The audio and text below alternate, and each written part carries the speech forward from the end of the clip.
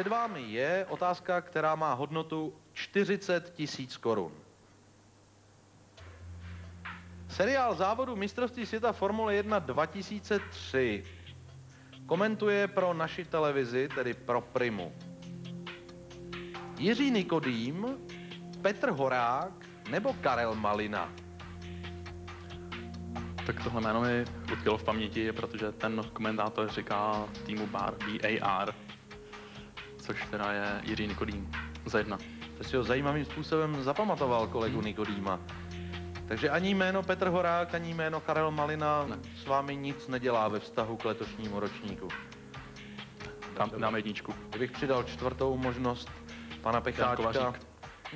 Já jsem tady jenom proto, abychom si zahráli a rozdali nějaké ty 100 000 a miliony. Jiří Nikodým. Dáme 1, ano. Jiří Nikodým. Bude-li to správně, počítám, že ho to potěší, že jste ho identifikoval. Bude-li to špatně, odpověď s číslem 1.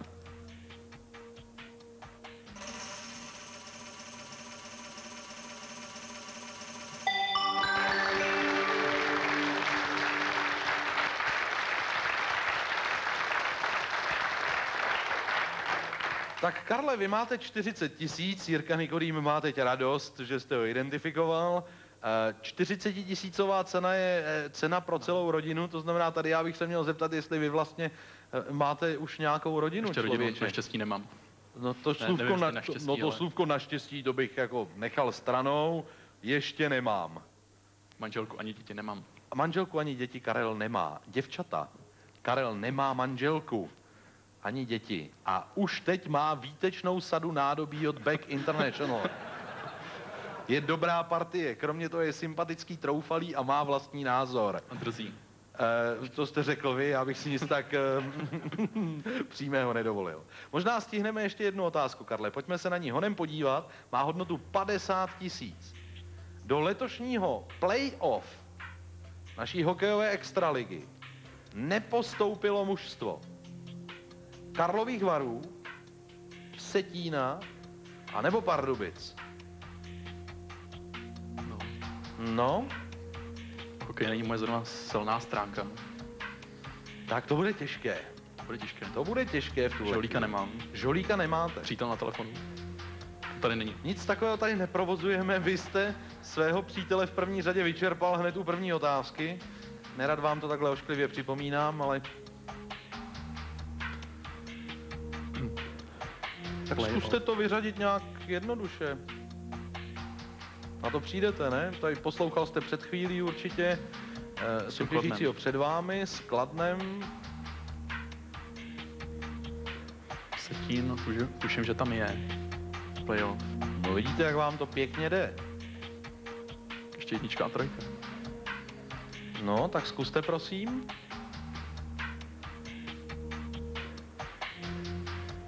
To je docela těžká otázka pro mě. Věřím. Ale já budu potřebovat odpověď, protože váš čas se blíží ke konci. Můžete říct nevím, odnést si sadu nádobí a zůstat prima partií. A můžete to střelit od boku. Další příčka jsou skutry, že jo? Ano.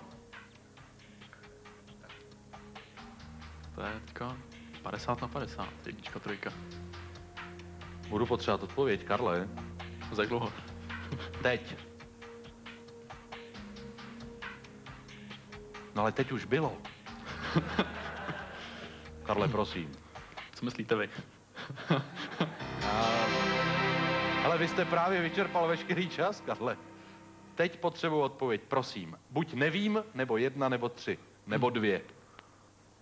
Tak třeba... Karle. Dobře, tak dejte 1. Dávám 1.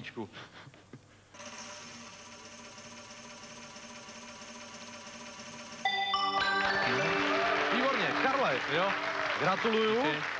Máte 50 000 zatím a slibte mi, že přijdete za 14 dnů. Ano? Přijdu, ano. Tak upalujte touto cestou. 50 000 Karel odchází, to bylo tedy hodně napnuté a já to teď vezmu, když dovolíte, fofrem.